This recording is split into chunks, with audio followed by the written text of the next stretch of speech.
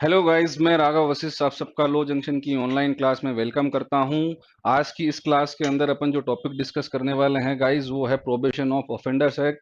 ये इस क्लास को इस प्रकार से ड्राफ्ट किया गया है जिससे कि आपको जो एग्जाम पॉइंट ऑफ व्यू से जितने भी आपके एमसीक्यू क्वेश्चंस बनेंगे प्रोबेशन ऑफ ऑफेंडर्स एक्ट के, वो सारे आपको बताए जाएंगे डिटेल के अंदर। और ये जो प्रोबेशन जो एक्ट है, इसको भी अपन जो है साथ साथ में पढ़ते चले जाएंगे और आपको पता चलेगा कि प्रोबेशन ऑफ ऑफेंडर्स एक्ट के जो इंपॉर्टेंट एमसीक्यू हैं वो कौन कौन से हैं। ठीक है गाइस, तो मैं आपको अब प्रोबेशन ऑफ ऑफेंडर्स एक्ट को स्टार्ट करने से पहले मैं आपको एक जनरल आइडिया दे रहा हूं कि प्रोबेशन ऑफ ऑफेंडर्स एक्ट किन से डील करता है, ये क्या है, ये पनिशमेंट की कौन सी थ्योरी से जो है प्रोबेशन ऑफ ऑफेंडर्स एक्ट आता है। गाइस, जैसे कि आप सबको पता है कि अगर आप तैयारी करके आरजेएस बनोगे तब आपको एक पीरियड रहेगा प्रोबेशन का, वो साल भर का 2 साल का कितना भी हो सकता है, वो मुझे आइडिया नहीं है। बट आपको कुछ टाइम तक प्रोबेशन पीरियड के अंदर रहना पड़ेगा। इट मीन्स क्या है गाइस, कि आपके ऊपर सुपरविजन रहेगा, आपके ऊपर वॉच रहेगी, ये देखने के लिए कि आपका जो कंडक्ट है वो कैसा है। और आपको फिर जब आपका प्रोबेशन पीरियड जब पूरा हो जाएगा, उसके बाद में जो है आपको परमानेंट जो है जो पोस्ट है उसके लिए आपको मान लिया जाएगा। ठीक है गाइस। और एक प्रोबेशन का मतलब ये होता है कि कोई जैसे अपराधी है, अपराधी के ऊपर जो है वॉच करना कि भाई इसका जो कंडक्ट क्या है, उसको एक रिलीफ देना कि भाई तुमने एक अपराध कर दिया है, कोई भूलवश हो चाहे किसी प्रकार से हो, उस अपराध की जो ग्रेविटी है, उसका नेचर क्या है, सर्क्यूमस्टांसेस किन परिस्थितियों के अंदर वो अपराध किया गया था, उन सबको ध्यान में रख करके गाइस जो कोर्ट है वो अपराधी को क्या करता है, कन्विक्टेड पर्सन को रिलीज करती है। और इस शर्त पे करती है कि आपका जो कंडक्ट है वो 3 साल तक आपको एक बॉन्ड उसके अंदर भरवाया जाएगा। जब अपन में पूरा डिटेल में जब अपन पढ़ेंगे तब मैं आपको बताऊंगा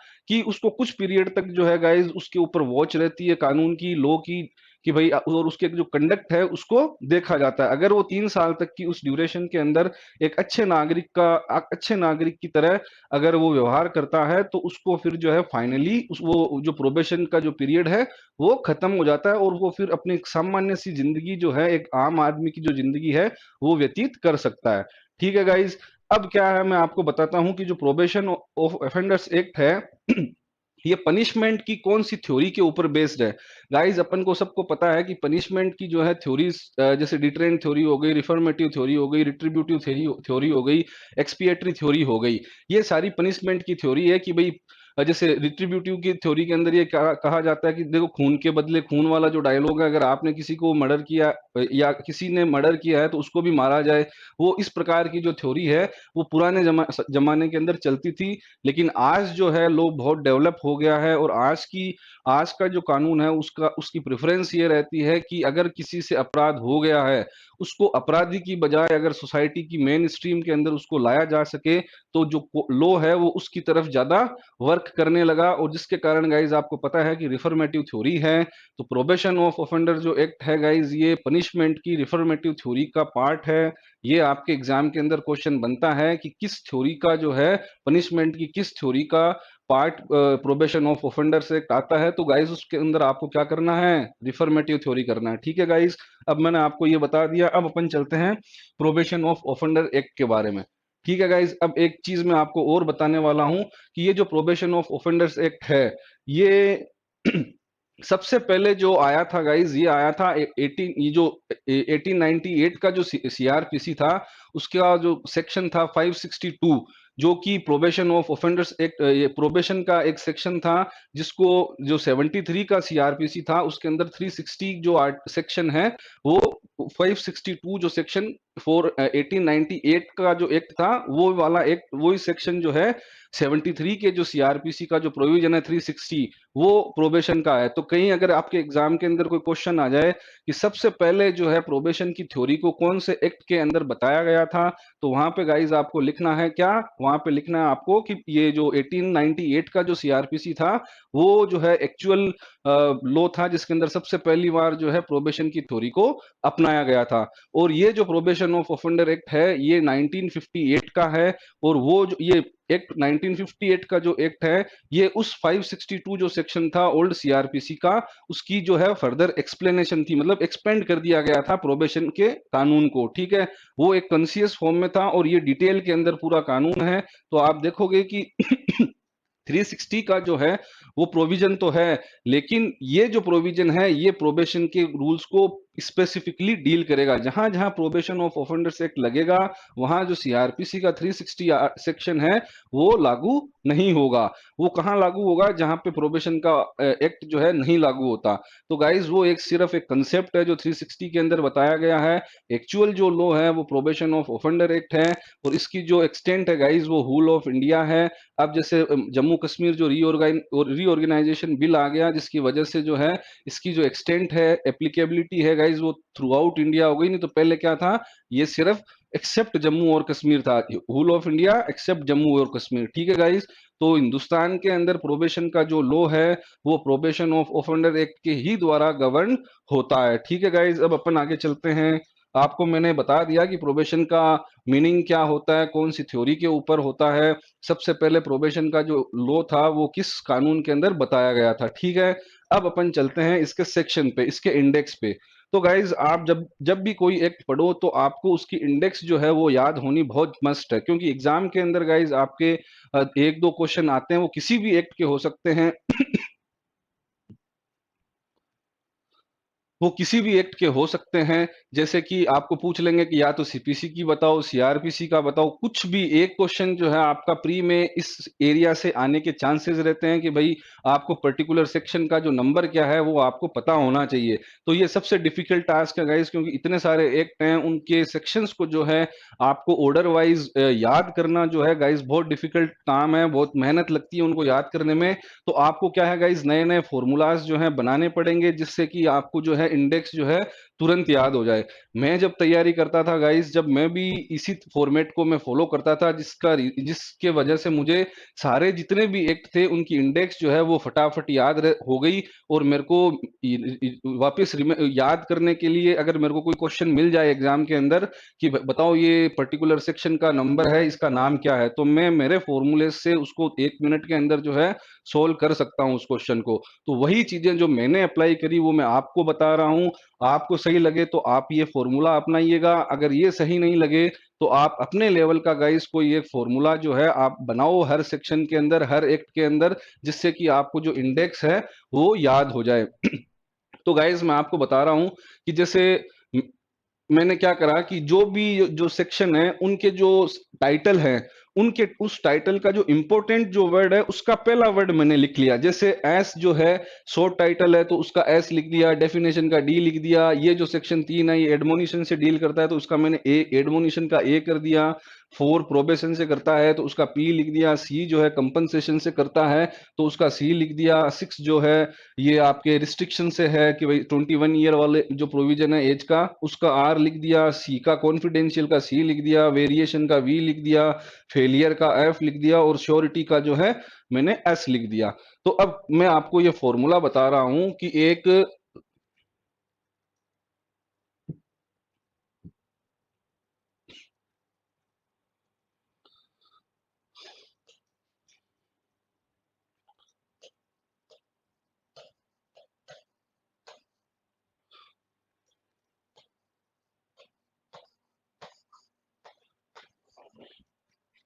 सरदार जी हैं जिनका नाम है अजय पाल चौटाला, यानी सरदार अजय पाल चौटाला। इन्होंने क्या करा, रिस्ट्रिक्ट करा किसको, कॉन्फिडेंशियल वेरिएशन को। और वो कॉन्फिडेंशियल जो वेरिएशन था किसके लिए था, फॉर श्योरिटी।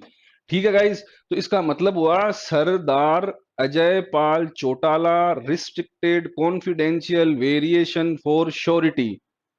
आपको शायद ये थोड़ा अलग लगे कि ये मैं क्या बता रहा हूँ, लेकिन गाइज ये फॉर्मूला, ऐसे फॉर्मूलाज आपको बनाने पड़ेंगे ताकि ये इंडेक्स याद हो जाएगी। मेरे को अगर कोई प्रोबेशन ऑफ ऑफेंडर एक्ट की जो है कोई इंडेक्स याद मेरे को पता नहीं कौन सा क्या सेक्शन है, मेरे को जब पूछा जाएगा कि भाई बताओ 6 नंबर जो सेक्शन 6 है वो क्या है, मैं तुरंत पेन लेके बैठूंगा और मैं मेरा जो फॉर्मूला है Sardar Ajay Pal Chautala restricted confidential variation for surety, ये मेरे दिमाग में ये सारा लिख लिया। और यहाँ से काउंट करूंगा कि यहाँ छठा 6 जो सेक्शन है, 1 2 3 4 5 6, तो वो आ जाएगा गाइस रिस्ट्रिक्शन का। तो कहने का मतलब है कि अगर आपको ये फॉर्मूला सही लगे तो आप ये फॉर्मूला यूज करिए। अगर आप अपने लेवल, अपने दिमाग को अप्लाई करके कोई दूसरा फॉर्मूला बना सको तो वो फॉर्मूला आप बनाओ। मेरा ये एग्जांपल देने का सिंपल सा मतलब ये था कि आपको ऐसे फॉर्मूलाज जो हैं वो बनाने पड़ेंगे ताकि आपको हर एक्ट की जो इंडेक्स है वो आपको याद हो जाए। ठीक है गाइज। अब अपन चलते हैं आगे के सेक्शंस के ऊपर। ठीक है, अब ये जो है इस यहाँ भी मैंने जो है छह जो सेक्शन है उनको याद करने के लिए एक छोटा फॉर्मूला बनाया। जैसे कोर्ट्स के बारे में उसका सी लिख दिया, रिमूवल का आर लिख दिया, प्रोबेशन ऑफिसर का पी लिख दिया, ड्यूटीज का डी लिख दिया, पब्लिक सर्वेंट का पी लिख दिया, प्रोटेक्शन का गाइज मैंने पी लिख दिया। ठीक है, तो ये क्या फॉर्मूला बना, सी आर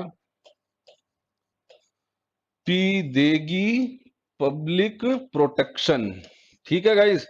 तो एक फोर्स होती है पुलिस की जिसका नाम होता है CRPF, central reserve police force, उसका मैंने एफ हटा दिया। मैंने सिर्फ इतना रखा कि सेंट्रल रिजर्व पुलिस जो है वो देगी, किसको देगी, प्रोटेक्शन देगी, किसको देगी, पब्लिक को प्रोटेक्शन देगी। ठीक है, तो ये हो गया फॉर्मूले का पूरा जो है, इसका मतलब हो गया सीआरपी देगी पब्लिक प्रोटेक्शन। ठीक है गाइस, तो सी से कोर्ट का सी आ गया, रिमूवल का डिस्क्वालिफिकेशन का आर आ गया, प्रोबेशन ऑफिसर का पी आ गया, ड्यूटीज का डी आ गया, पब्लिक सर्वेंट का पी आ गया और प्रोटेक्शन का फिर पी आ गया। तो जैसे ही ये आप लिखोगे कि सीआरपी देगी पब्लिक प्रोटेक्शन, वैसे ही आपको जो है ये सारे जो 6 सेक्शन हैं इनके जो टाइटल हैं वो आपको याद हो जाएंगे। ठीक है गाइज, आप ऐसे फॉर्मूलाज आप बनाओ ताकि आपको जो इंडेक्स है वो आपको याद हो जाए। और ये जो बाकी के जो 3 सेक्शन है कि एक तो पावर टू मेक रूल्स का है, फिर एक saving of operation of certain enactment, और लास्ट है section 562 of the code do not apply in certain cases. तो गाइज ये 3 हैं जो अब आपको याद अपने लेवल पे करने पड़ेंगे। बाकी के जो सेक्शन है वो मैंने आपको याद करवा दिए हैं। ठीक है गाइज, तो अब अपन चलते हैं इसके क्वेश्चन आंसर फॉर्म के ऊपर। मैंने ये क्लास पूरी जो है क्वेश्चंस पे बनाई है। इन क्वेश्चंस के साथ साथ में जो है आपको ये पूरा जो एक्ट है वो भी मैं पढ़ाता चला जाऊंगा और आपको ये पूरा एक्ट है वो एक इस वीडियो से पूरा आपको याद हो जाएगा। ठीक है गाइस, तो जो ये सेक्शन, ये जो प्रोबेशन ऑफ ऑफेंडर एक्ट है, मैंने आपको बताया था पहले जब स्टार्ट करी थी क्लास, तब मैंने बताया था कि कौन सा वो पहला एक्ट था जिसके अंदर प्रोबेशन की थ्योरी को एक्सेप्ट किया गया था। तो ये क्वेश्चन क्या है guys, first expression to the penal system reflecting probation philosophy was found in. तो मैंने आपको स्टार्टिंग में बताया था कौन सा था गाइज, वो कोड ऑफ क्रिमिनल प्रोसीजर 1898 का जो एक्ट था उसके अंदर सेक्शन 562 जो था सीआरपीसी का, उसके अंदर इसका प्रोविजन था। अब वो जो बिल था गाइज, जो प्रोबेशन, आपको पता है कि जब भी कोई कानून बनता है, कानून कब बनता है गाइज, जब प्रेसिडेंट उसके ऊपर असेंट कर देते हैं, अपनी सहमति या साइन कर देते हैं। लेकिन उससे पहले जो है बिल को पार्लियामेंट के अंदर दोनों हाउसेस के अंदर पास किया जाता है, प्रेजेंट किया जाता है। तो आपके पास एक क्वेश्चन आ सकता है कि वो कौन सी तारीख थी जब प्रोबेशन ऑफ ऑफेंडर एक्ट को जो है पार्लियामेंट के अंदर प्रस्तुत किया गया था, प्रेजेंट किया गया था। तो गाइज उस वो जो डेट थी, अब अपन सारे ऑप्शंस जो हैं इनके ऊपर नहीं जाएंगे, मैं आपको आंसर बताता चला जाऊंगा जिससे कि अपनी क्या क्लास भी जल्दी जल्दी कवर होगी और लंबी नहीं रहेगी। और आपको मैं, मेरा पर्पज है कि आपको क्वेश्चंस जितने भी इंपॉर्टेंट क्वेश्चन है उनका मैं आंसर बताऊं और साथ ही साथ के अंदर जो ये प्रोबेशन का जो एक्ट है वो भी मैं आपको पढ़ाऊं। ठीक है गाइज, तो इसका आंसर क्या होगा, ये जो प्रोबेशन का जो एक्ट था ये 18 नवंबर को जो है इस बिल को जो है पार्लियामेंट के अंदर प्रेजेंट किया गया था। फिर अगला क्वेश्चन आपके पास आएगा कि फिर जो है किस डेट को जो है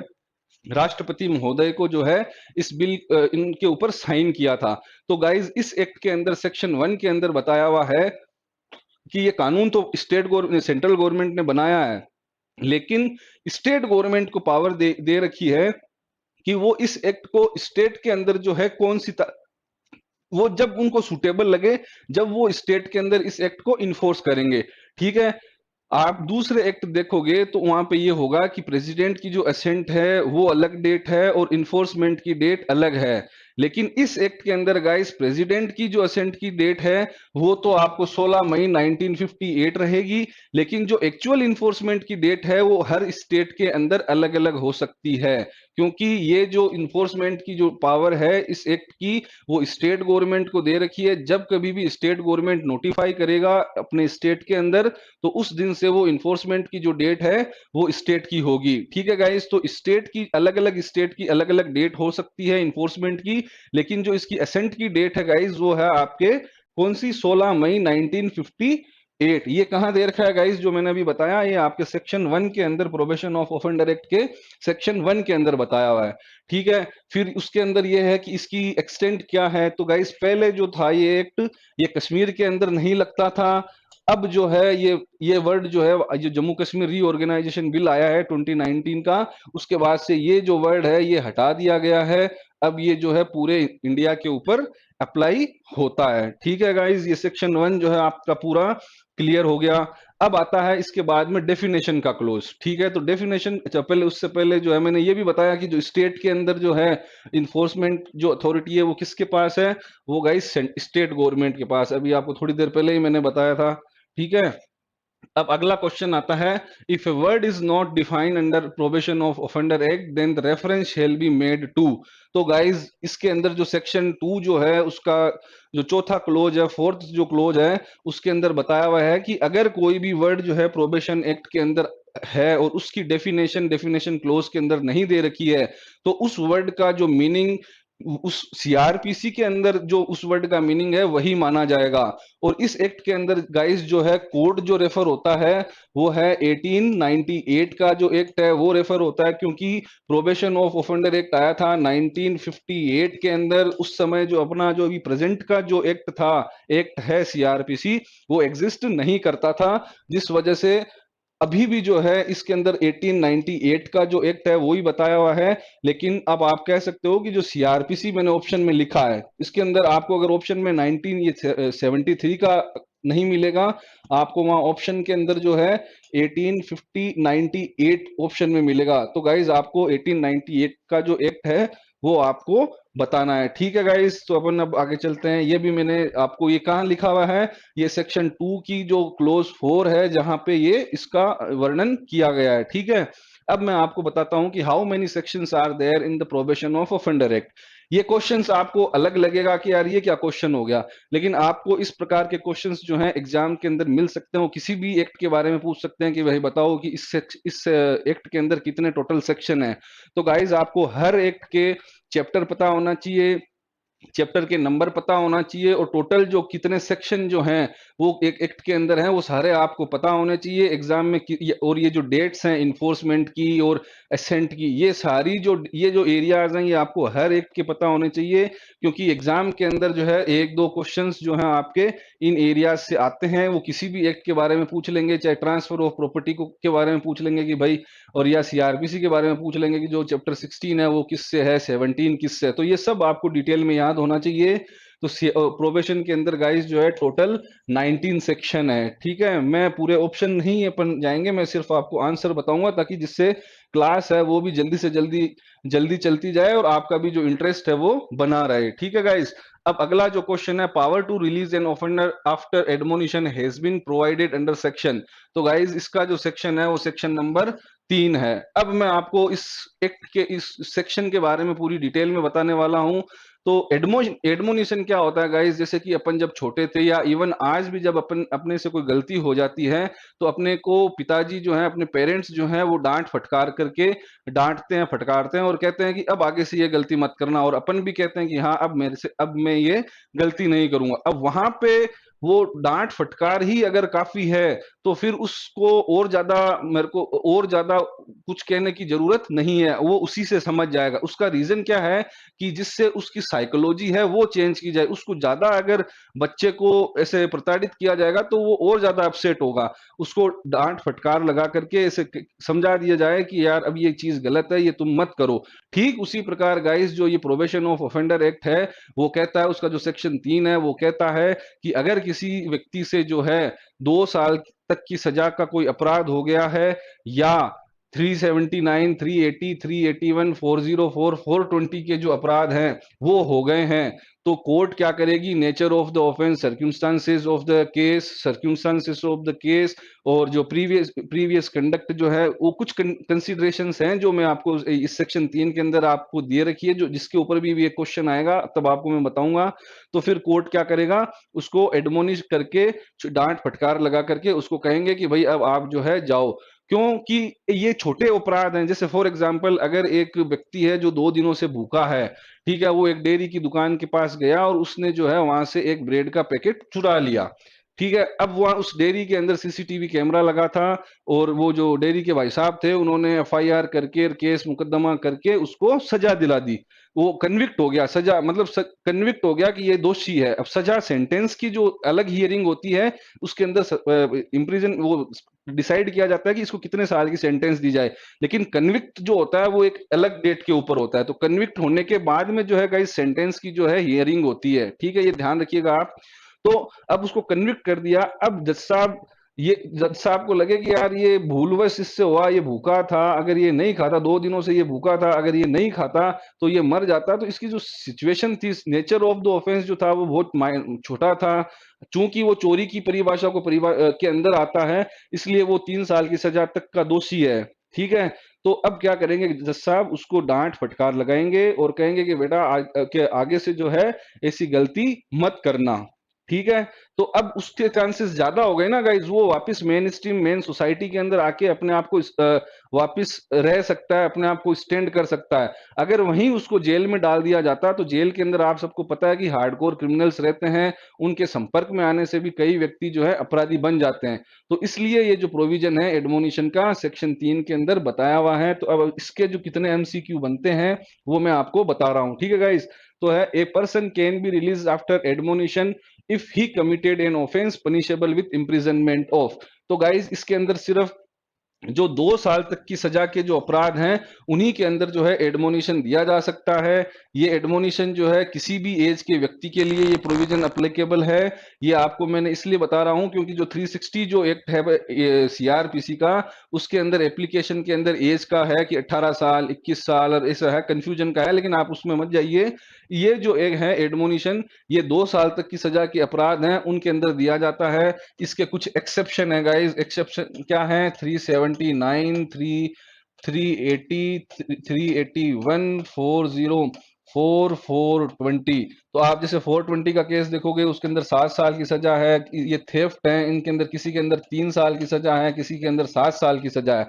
तो ये जो चीज जो है, ये 5 जो सेक्शन है गाइज, ये इसकी परिभाषा के एक्सेप्शन है कि वैसे तो एडमोनिशन 2 साल तक की जो सजा के अपराध हैं उनके अंदर दिया जाता है। इसके अलावा किन कौन से ऐसे सेक्शन है जो कि 2 साल की ज्यादा से सजा के पनिशेबल है, लेकिन उनके अंदर भी जो है ये एडमोनिशन का प्रोविजन अप्लाई होता है। तो गाइज वो कौन कौन से हैं, चोरी के हैं 3, एक क्रिमिनल थेफ्ट के हो गए 3, एक criminal miss appropriation of property का हो गया ये बाई सर्वे, और ये हो गया 420 का, चिटिंग का, ठीक है गाइज। ये 2 साल तक की सजा के लिए ही एप्लीकेबल होता है। और ये जो 5 अपराध हैं, ये जो इसके एक्सेप्शन है कि ये 7 साल के हैं, ये थेफ्ट 3 साल 7 साल तक पनिशेबल हैं, लेकिन उनके अंदर भी जो है गाइज, ये जो माननीय कोर्ट है ये इनको एडमोनिश करके अपराधी को जो है छोड़ सकता है। और एडमोनिशन और प्रोबेशन की पावर गाइज कोर्ट जो है तब यूज करेंगे, पहले तो व्यक्ति को कन्विक्ट करेंगे, कन्विक्ट करने के बाद में जो है एडमोनिशन की और प्रोबेशन की जो पावर, जो शक्तियां जैसा आपको दे रखी है कोर्ट को,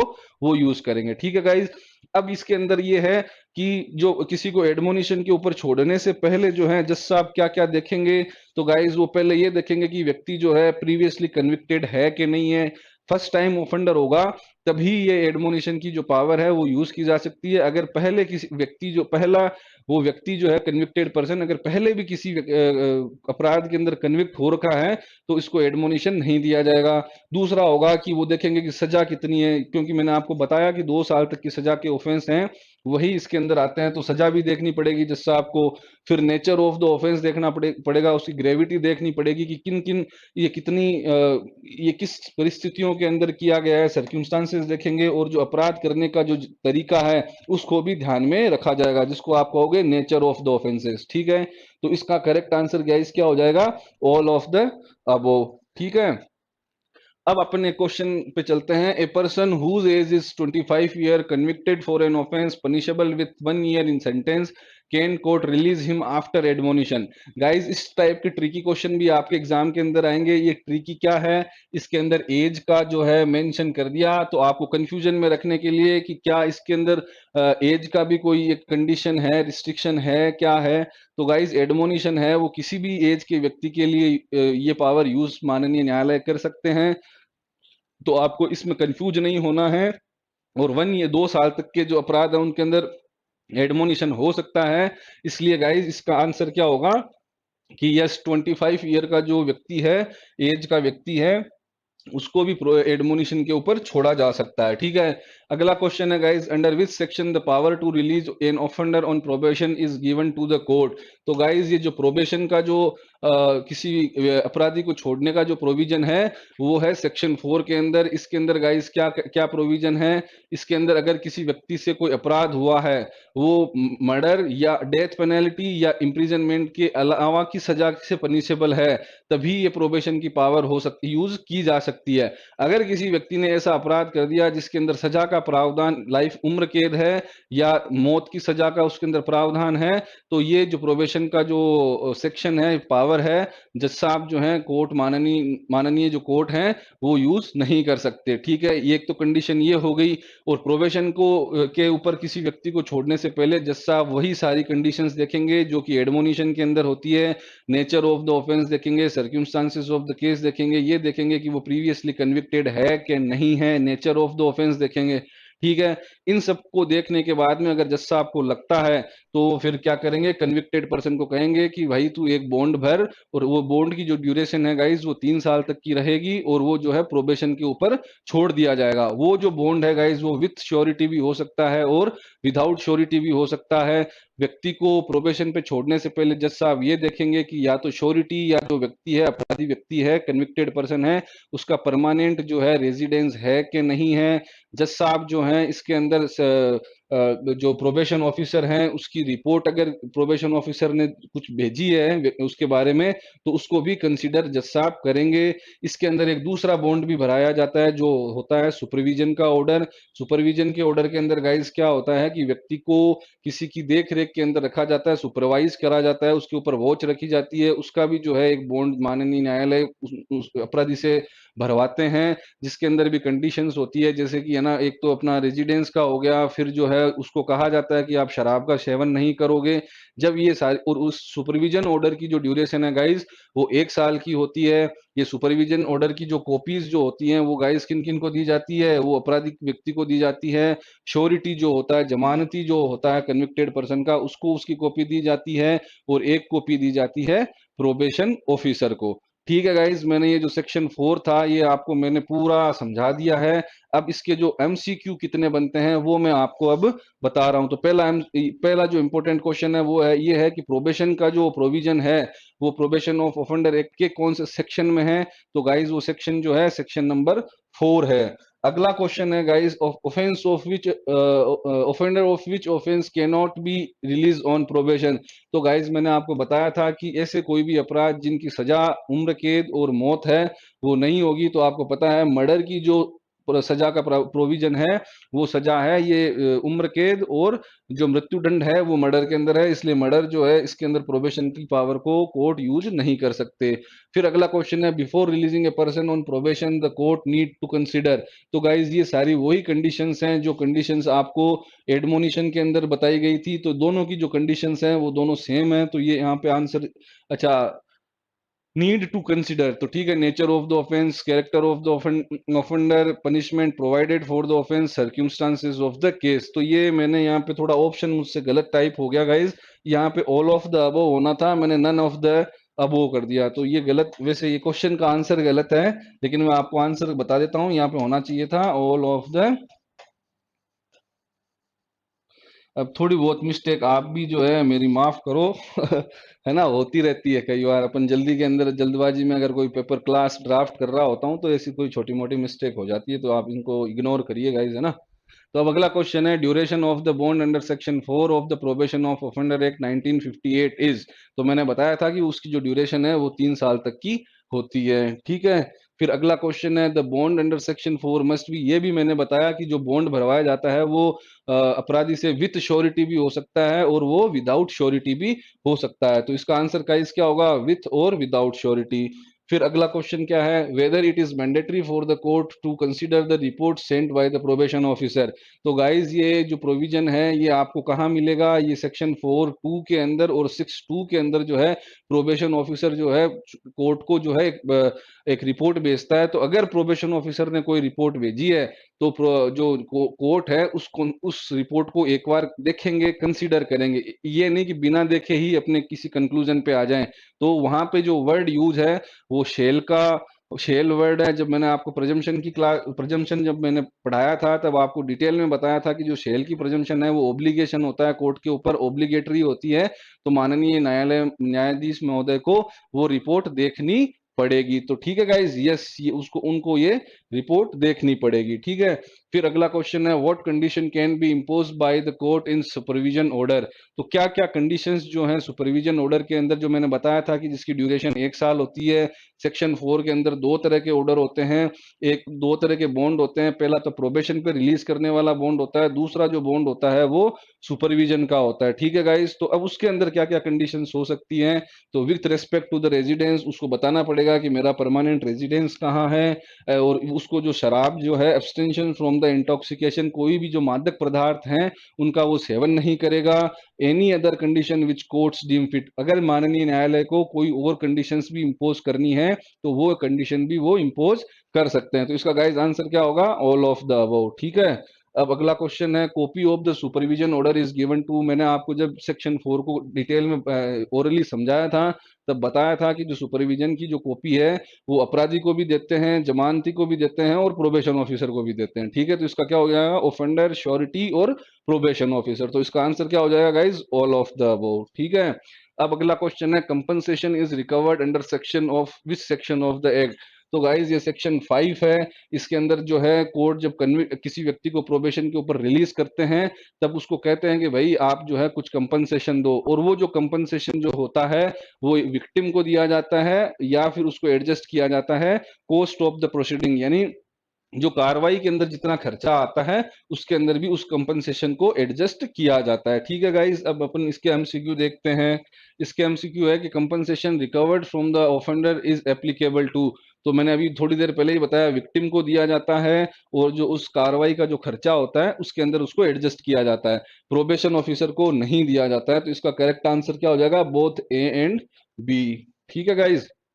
अगला क्वेश्चन है, procedure for recovering compensation has been provided under. तो गाइज ये जो है ये प्रोसीजर तो इसका 1898 का जो एक्ट है वो बताया हुआ है, लेकिन अभी जो प्रेजेंट के अंदर जो है अपने 73 का सीआरपीसी लगता है तो उसके अंदर तो सेक्शन अलग हो सकते हैं, लेकिन यहाँ के आज के जो सीआरपीसी के अंदर जो सेक्शन है वो 420 और 422 जो सेक्शन है ये ओल्ड, अभी जो वर्तमान की जो सीआरपीसी है उसके प्रोविजन है। ओल्ड सीआरपीसी के 386 और 387 जो सेक्शन थे वो उसके रिकवरी के प्रोसीजर बताया हुआ है, जो आपको बेयर एक्ट के अंदर मिलेंगे वो सेक्शन का नाम होगा 386 और 387। लेकिन अभी का जो वर्तमान का जो सीआरपीसी है ये प्रोविजंस जो है 421 और 422 के अंदर पाए जाते हैं। इफेक्ट ऑफ लेवी वो उसके अंदर वारंट इश्यू होता है, वो बाद में आपको मैं बताऊंगा। लेकिन आप एक बार ये ध्यान रखिएगा कि आपको अगर ऑप्शन में 1898 मिलता है तो आप 1898 का कोड लिखिए, अगर वर्तमान का सीआरपीसी पूछा जाए 1973 का तो आपको 1973 वाला आंसर करना है। दोनों मिल जाए तो दोनों नहीं मिलेंगे, अगर फिर भी अगर दोनों मिल जाए तो आप 1898 करके आइएगा। ठीक है गाइज, हालांकि ये दोनों नाम एक साथ एक आंसर के अंदर नहीं आ सकते, अगर फिर भी आ जाए तो आपको 1898 का जो है एक सेक्शन नंबर जो है वो लिखना है। ठीक है। अब आया कि under which section restriction on imprisonment of offender under section under 21 year age of age is provided. तो गाइज ये जो सेक्शन है ये सेक्शन 6 है। तो अगर कोई कोर्ट के अंदर एक व्यक्ति है, ये सेक्शन कहता है कि एक जो अपराधी व्यक्ति है जिसकी उम्र 21 साल है और उसने एक ऐसा अपराध किया है जिसकी सजा उम्र कैद और मृत्युदंड के अलावा है, तो ये सेक्शन जो एक रिस्ट्रिक्शन लगाता है कोर्ट के ऊपर कि आप उसको सजा नहीं दोगे, जेल में नहीं भेजने की बजाय आप उसको प्रोबेशन का जो बेनिफिट है वो दे करके उसको रिलीज कर दो। लेकिन यहाँ पे जज साहब अगर चाहें कि नहीं ये प्रोविजन नहीं यूज, ये शक्ति यूज नहीं कर सकते क्योंकि उस व्यक्ति ने ऐसा अपराध किया है, कोई अपराध का जो नेचर है वो गंभीर है, सीरियस है, तो गाइज इस सेक्शन के अंदर जज साहब जो है वो रीजन लिख करके उसको रिलीज भी नहीं करेंगे, ऐसा भी इसके अंदर प्रोविजन है। तो अब अपन जो है इसके जो और जो ऑब्जेक्टिव टाइप के क्वेश्चन है वो अपन कवर करते हैं ताकि आपके सारे जो डाउट्स हैं वो क्लियर हो जाएंगे। जो पहला जो क्वेश्चन है guys, section 6 is not applicable with the offence punishable with imprisonment of. तो गाइस मैंने आपको बताया था कि ऐसे कोई से भी अपराध जिनकी सजा मृत्युदंड और जो उम्र कैद है, लाइफ इम्प्रिजनमेंट या डेथ पेनल्टी है, तो ऐसे अपराधों के अंदर जो है सेक्शन 6 की पावर नहीं लगती, बेनिफिट नहीं मिलता है ऐसे अपराधी को। तो गाइस ये हो जाएगा लाइफ इम्प्रिजनमेंट। ठीक है, अगला क्वेश्चन है the report send bye the probation officer under section 4(2) and the 6(2). तो ये गाइस कहाँ लिखा हुआ है, कौन से सेक्शन के अंदर लिखा हुआ है? अब जैसे मैं भूल गया कि अब क्या ये सेक्शन कौन सा सेक्शन नंबर है, तो मैं मेरा फॉर्मूला लाऊंगा, सरदार अजय पाल चौटाला रिस्ट्रिक्टेड कॉन्फिडेंशियल। तो 1 2 3 4 5 6 7, तो 7 सेक्शन 7 के अंदर जो है ये लिखा हुआ है कि जो भी प्रोबेशन ऑफिसर जो है 4(2) और 6(2) की जो प्रोविजंस हैं उसके अंदर जो रिपोर्ट भेजता है कोर्ट को, माननीय न्यायालय को, तो उस रिपोर्ट का जो नेचर है वो कॉन्फिडेंशियल होगा। न्यायालय जो है उसकी सीक्रेसी जो है वो आउट नहीं करेगी। अगर कुछ ऐसी इन्फ्रेंस अक्यूज पर्सन के अगेंस्ट में है तो उस परिस्थिति के अंदर वो जो चीजें हैं, जो प्रोविजंस हैं, वो अपराधी को बता दिए जाएंगे। इसके अलावा जो है ये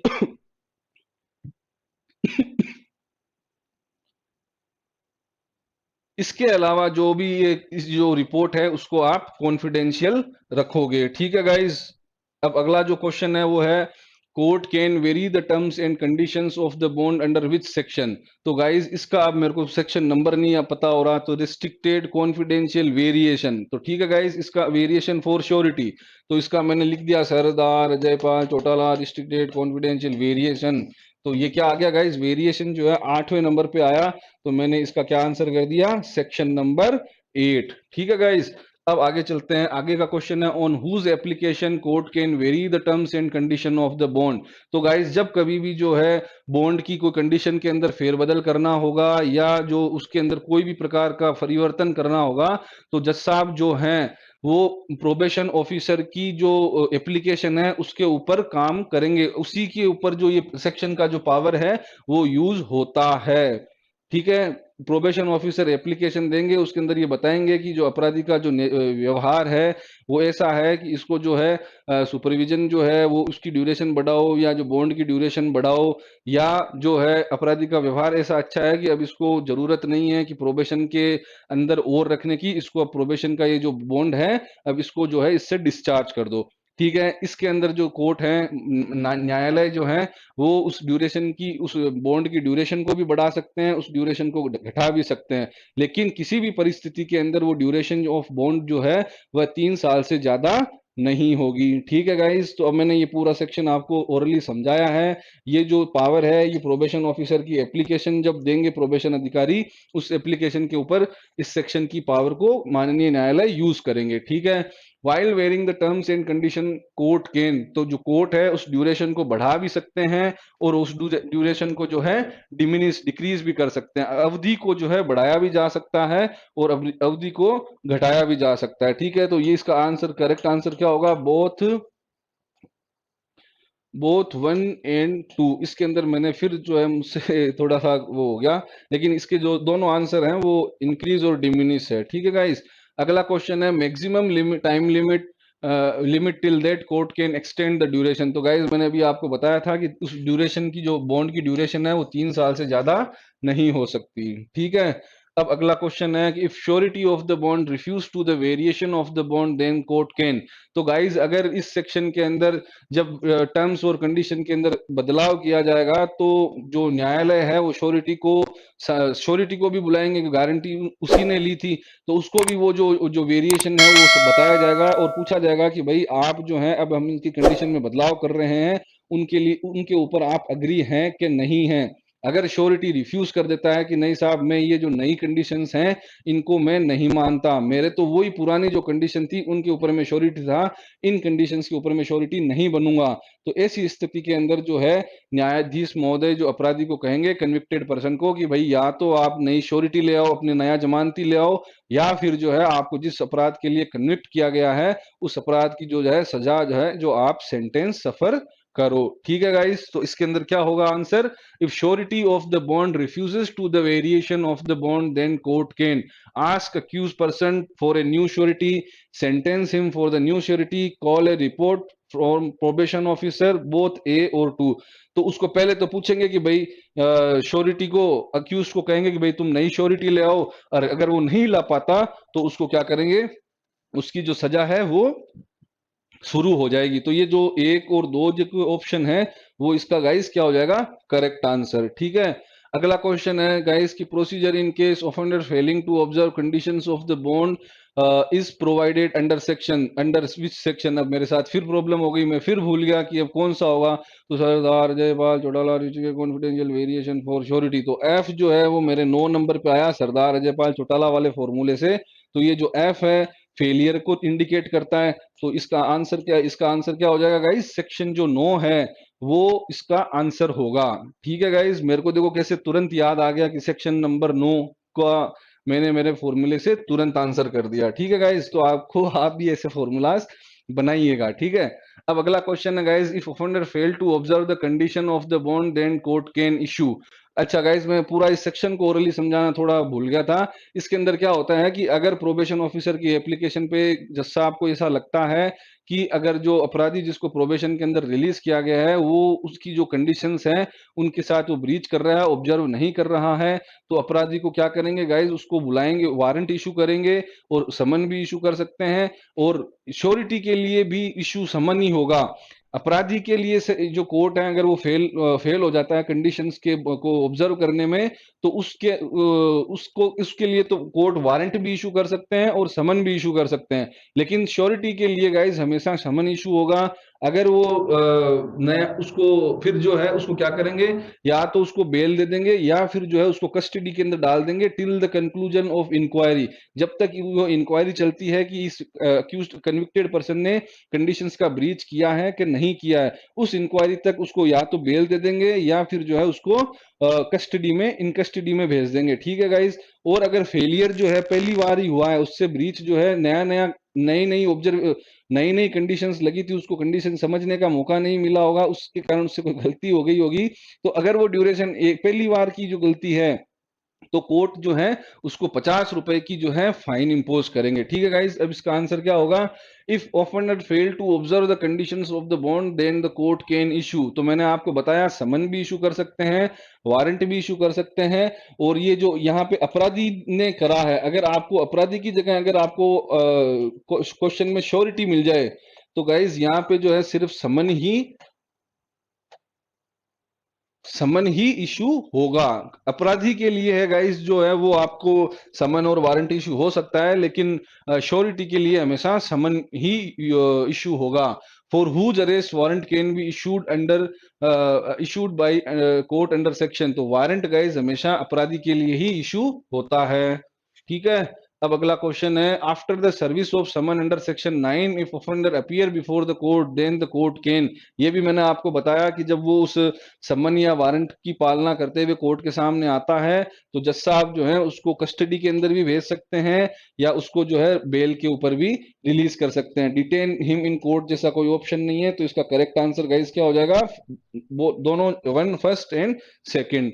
अगला क्वेश्चन है guys, after hearing of the case if court satisfies that the offender fail to observe the condition of the bond then court can. तो गाइस मैंने आपको बताया था कि उसको एक सजा दे देंगे ओरिजिनल ऑफेंस की, या तो उसको सजा दे देंगे, या अगर वो पहली बार उससे गलती हुई है तो उसके ऊपर जो है 50 रुपए की फाइन जो है इंपोज कर दी जाएगी। ठीक है गाइज, अब अगला क्वेश्चन है, power to release an offender on probation is given to which court. तो गाइज ये जो सेक्शन है ये कहाँ पे बताया हुआ है, ये है सेक्शन नंबर 11, जिसका फॉर्मूला क्या था, CRP देगी पब्लिक प्रोटेक्शन। तो सी जो है ये 11 के अंदर आ रहा है। तो मैं आपको बता दूं कि ये जो पावर है रिलीज करने की, ये हर उस कोर्ट के पास है जिस कोर्ट के पास में अपराधी का केस रहता है, चाहे वो ट्रायल कोर्ट हो, चाहे अपीलेट कोर्ट हो, चाहे वो रिविजनल कोर्ट हो, चाहे वो हाई कोर्ट हो। हर कोर्ट को पावर है कि अगर आपको ऐसा लगे कि इसको जो है रिलीज किया जाए तो वो रिलीज करेंगे। इस सेक्शन के अंदर गाइज एक प्रोविजन ऐसा भी है कि जैसे वो सेक्शन था ना रिस्ट्रिक्शन, जो 21 ईयर वाला कोई व्यक्ति है उसको रिलीज नहीं किया, या ऐसा कोई व्यक्ति जिसकी एज जो है 21 ईयर है और उसको कन्विक्ट कर दिया गया है और उसको जो रिस्ट्रिक्शन वो उस सेक्शन के अंदर उसको रिलीज नहीं किया है, तो अगर और उस केस की कोई भी अपील नहीं होती है, तो अपीलेट कोर्ट जो है वो अपराधी की एप्लीकेशन पे, कन्विक्टेड पर्सन की एप्लीकेशन पे, या प्रोबेशन ऑफिसर की एप्लीकेशन पे, या सुओ मोटो कोग्निजेंस लेकर के उस मैटर को देखेंगे। अगर अपीलेट कोर्ट को यूं लगे कि इसको जो है रिलीज किया जाए तो वो फिर रिलीज भी कर देंगे। कब करेंगे? जब 21 साल की उम्र का व्यक्ति अगर किसी अपराध के अंदर कन्विक्ट हो गया, उस कन्विक्शन की कोई अपील नहीं होती है, और जो जो ट्रायल कोर्ट था उन्होंने जो है उस व्यक्ति को प्रोबेशन में रिलीज करने से मना कर दिया, उस सिचुएशन के अंदर जो अपीलेट कोर्ट जो है वो सुओ मोटो या प्रोबेशन ऑफिसर की एप्लीकेशन पे या अपराधी की एप्लीकेशन पे उस मैटर के ऊपर कोग्निजेंस क्या मतलब, उस मैटर को देख सकते हैं। ठीक है गाइज, और उनके बाद में अगर लगे तो फिर वो बाद में उसको रिलीज भी कर सकते हैं। तो ये इस सेक्शन 11 के अंदर बताया हुआ है कि कौन कौन से कोर्ट हैं। तो गाइज सारे कोर्ट हैं, ट्रायल कोर्ट, अपीलेट कोर्ट और हाई कोर्ट, इन सबको पावर है कि वो प्रोबेशन की पावर को यूज कर सकते हैं। ठीक है गाइज, अगला क्वेश्चन है, if age of the offender is 21 year age and no appeal lies from his conviction and court trying the offence also refuse to release him on probation court, then which court have jurisdiction. तो मैंने बताया ना guys, जो appeal उस court का जो immediate ऊपर का जो कोर्ट होगा, 21 साल के व्यक्ति के कन्विक्शन से अगर अपील नहीं होती है तो अपीलेट कोर्ट जो है उसका करेंगे। अब आप कहोगे कि भाई जब उसकी अपील ही नहीं हो रही तो अपीलेट कोर्ट कौन सा हुआ? तो अपीलेट कोर्ट का मतलब ये होता है कि जब जनरली जो उस ट्रायल कोर्ट की अपील किस के कोर्ट के अंदर सुनी जाती है, वो ही कोर्ट जो है अपीलेट कोर्ट मान लिया जाएगा इस प्रोविजन के अंडर। ठीक है, जिस ट्रायल कोर्ट की अपील जहां फाइल होती है उसी को अपीलेट कोर्ट माना जाएगा। ठीक है, तो गाइज इसका आंसर क्या होगा? अपीलेट कोर्ट के पास वो पावर है 21 साल के व्यक्ति को छोड़ने की, अगर उसको ट्रायल कोर्ट ने नहीं छोड़ा है, और वो सुमोटो भी कर सकते हैं, प्रोबेशन ऑफिसर की एप्लीकेशन से भी वो पावर यूज कर सकते हैं, और अपराधी की एप्लीकेशन के भी ऊपर कर सकते हैं। तो ये इसका आंसर ये हो गया, सुमोटो कन्विक्टेड पर्सन की एप्लीकेशन पे, और एक हो गया प्रोबेशन ऑफिसर की। यानी power given under section 11 close 3 is exercise by the appellate court on the application of. तो तीनों की एप्लीकेशन के ऊपर जो है ये हो सकता है। ठीक है, फिर अगला है कि a convicted for theft but court release him on probation officer. तो गाइस क्या होगा, एक जो प्रोबेशन ऑफ इस प्रोबेशन के एक की जो मेन जो बात थी गाइस, वो इसका पर्पस था कि किसी अपराधी को कोई अपराध हो गया है, उसका अगर अपराध इतना भयंकर या ग्रीवियस नहीं है तो उसको रिलीज करके एक मौका दिया जाए कि ताकि वो सोसाइटी की जो मेन स्ट्रीम है उसके अंदर वो आ जाए। अगर उसको आपने प्रोबेशन पे रिलीज कर दिया और उसके ऊपर कुछ उसको कुछ एरिया के अंदर डिस्क्वालीफाई कर दिया, तो उसका जो है मेन स्ट्रीम में आने का जो जो उद्देश्य था ऑफेंस एक्ट का, वो पूर्ण रूप से फुलफिल नहीं होगा। अब आप कहोगे कि डिस्क्वालिफिकेशन से क्या मतलब हुआ गाइज? आप सबको पता है जब कभी भी किसी व्यक्ति को किसी अपराध के लिए जो है कन्विक्ट कर दिया जाता है तो वो बहुत सारी जो है डिस्क्वालिफिकेशंस लेके आता है। जैसे कि आपको पता है कि कोई पॉलिटिशियन को अगर कन्विक्ट कर दिया गया तो उसका फिर जो चुनाव लड़ने का अधिकार है वो खत्म हो जाता है। यही तो रीजन है, लालू प्रसाद यादव जी जो थे वो जेल में चले गए और उनको जो है ये सदस्यता और ये सब छोड़नी पड़ी थी। ठीक है, तो फिर क्या होगा कि फिर ये अगर वो अगर किसी को प्रोबेशन में रिलीज कर दिया गया तो वो जो कन्विक्शन के बाद में जो डिस्क्वालिफिकेशन होगी वो कुछ भी नहीं लगेगी, वो व्यक्ति फिर से वैसा ही व्यक्ति हो जाएगा, ऐसा कि जैसा उसने कोई अपराध जीवन में किया ही नहीं था। वो जो पहले जो उसके पास राइट्स थे एज जो बिना किसी कन्विक्शन के, वही राइट्स अब उसके पास वापिस रहेंगे। ठीक है। ये जो प्रोबेशन के ऊपर किसी को रिलीज किया जाता है, वो अपराध कन्विक्शन से जुड़ी जो डिस्क्वालिफिकेशन है ये उसके साथ नहीं रहेगी। ठीक है गाइज, ये सेक्शन जो 12 जो है 12 जो सेक्शन है प्रोबेशन ऑफ ऑफेंस इस एक्ट का, उसके अंदर बताया हुआ है। अगला है गाइज की appointing authority of the probation officer. तो गाइज जो है आपको पता है कि ये एक्ट जो है सेंट्रल गवर्नमेंट के द्वारा इनेक्ट किया गया है, लेकिन स्टेट के अंदर इन्फोर्समेंट की जो पावर है वो स्टेट गवर्नमेंट के अंदर है। तो गाइज जो प्रोबेशन ऑफिसर्स को जो अपॉइंटिंग अथॉरिटी है वो है आपकी स्टेट गवर्नमेंट। ठीक है। अगला क्वेश्चन है probation officer perform his duties under the control of. तो गाइस जो प्रोबेशन ऑफिसर्स की अपॉइंटिंग अथॉरिटी तो होती है स्टेट गवर्नमेंट, लेकिन जो डिस्ट्रिक्ट का मजिस्ट्रेट होता है, डीएम होते हैं, कलेक्टर साहब, वो उनके उनके ऊपर कंट्रोलिंग अथॉरिटी है वो डीएम होते हैं। ठीक है गाइस। अगला क्वेश्चन है which is not the duty of the probation officer. तो प्रोबेशन ऑफिसर की ड्यूटीज क्या क्या होती हैं वो बताने के लिए मैंने ये क्वेश्चन लिखा है, ताकि आपको एटलीस्ट सारी ड्यूटीज पता हो जाए। ड्यूटीज क्या होती है, वो केस के बारे में इंक्वायरी करेंगे, कोर्ट को असिस्ट करेंगे, प्रोबेशनर्स को सुपरवाइज करेंगे, प्रोबेशनर्स को एडवाइस देंगे कि भाई आप जो है थोड़ा कंपनसेशन दो अपराधी को, उसको मोटिवेट करेंगे। ठीक है। तो क्या होगा, inquiry about the circumstances and the home surroundings of the accused person, supervise probationers, advise offender about the payment of compensation. ये सारी ड्यूटीज जो हैं आपको किसके अंदर दे रखी है, सीआरपी देगी। तो मतलब जो सेक्शन 14 जो है ये उसके अंदर प्रोबेशन ऑफिसर की जो है सारी ड्यूटीज बताई हुई हैं। ठीक है। तो ये तीन होगी, ये जो ड्यूटी है ये ड्यूटी प्रोबेशन ऑफिसर की नहीं है। अगला क्वेश्चन है गाइस प्रोबेशन ऑफिसर्स आर। तो गाइस ये जो है ये भी स्पेसिफिकली बताया हुआ है इस सेक्शन के अंदर, ये पब्लिक सर्वेंट होते हैं। ये गवर्नमेंट सर्वेंट और पब्लिक सर्वेंट के अंदर फर्क होता है गाइस। गवर्नमेंट सर्वेंट हमेशा जो है गवर्नमेंट के पे रोल में रहेंगे, यानी कि उनको मंथली इनकम मिलेगी। लेकिन पब्लिक सर्वेंट है, इनको जरूरी नहीं है कि ये कोई गवर्नमेंट के पेरोल में रहें कि नहीं रहें। इनकी ये जो ऑनररी जो है ये कार्य करते हैं, पब्लिक फंक्शन परफॉर्म करते हैं, इसलिए इनको पब्लिक सर्वेंट कहते हैं। जब अपन आईपीसी के अंदर जब सेक्शन 21 पढ़ेंगे तब मैं आपको डिटेल के अंदर पब्लिक सर्वेंट के बारे में बताऊंगा, और पब्लिक सर्वेंट और गवर्नमेंट सर्वेंट के अंदर क्या क्या फर्क होते हैं वो भी अपन तब डिटेल में डिस्कस करेंगे जब अपन आईपीसी पढ़ेंगे। अभी तो आप ये ध्यान रखिए कि जो प्रोबेशन ऑफिसर है वो पब्लिक सर्वेंट होते हैं। ठीक है गाइज।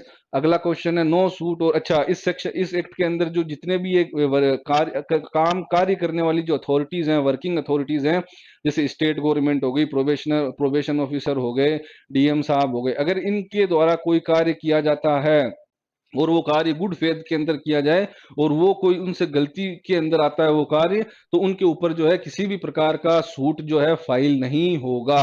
वो जो मिस्टेक है गाइज, वो मिस्टेक किस फेथ में होनी चाहिए, गुड फेथ में होना चाहिए, बैड फेथ नहीं, मेलाफाइड नहीं होना चाहिए इंटेंशन।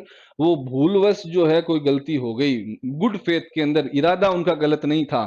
ठीक है। तो किसी भी प्रकार की जो है कोई भी सूट या प्रोसीडिंग उनके अगेंस्ट में इंस्टीट्यूट नहीं होगी। किन के अगेंस्ट में, ये जो अधिकारी हैं, स्टेट गवर्नमेंट हो गए, प्रोबेशन ऑफिसर हो गए, डीएम साहब हो गए। ठीक है। अगला क्वेश्चन है who is the rule making authority under the probation of offender act. तो गाइज ये सेक्शन ये जो क्वेश्चन है आपके आरजेएस के अंदर पूछा गया क्वेश्चन है।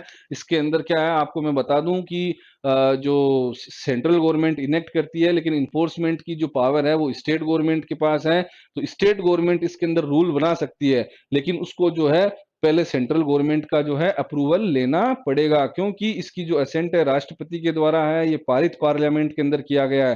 तो अगर स्टेट गवर्नमेंट इसके अंदर अपने स्टेट लेवल के बेसिस पे कोई चेंजेस करना चाहती है, तो उसको पहले जो है प्रायर अप्रूवल जो है आपको सेंट्रल गवर्नमेंट का लेना पड़ेगा। ठीक है गाइज। अब अगला क्वेश्चन है state government can not make rules on.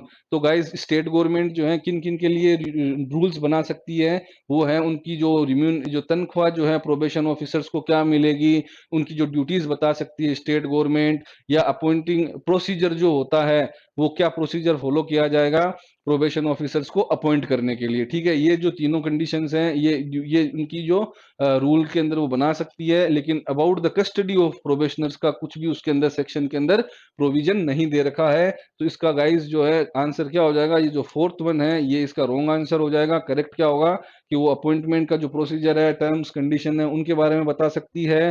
Probation officer की ड्यूटीज के अंदर रूल बना सकती है, और उनको क्या तनख्वाह, कितनी तनख्वाह मिलेगी, क्या होगी, उससे रिलेटेड सारे जो काम है वो इसके अंदर कर सकते हैं। ठीक है गाइज, तो आज की क्लास के अंदर मैंने आपको पूरा probation of offender act complete बताया है। एक बार इस क्लास को मैं पूरा समराइज कर देता हूँ गाइज। अपन ने स्टार्ट किया था, थ्योरीज के बारे में बात करी थी, इसकी डेट्स के बारे में बात करी थी कि कब ये जो है पार्लियामेंट के अंदर प्रेजेंट किया गया था।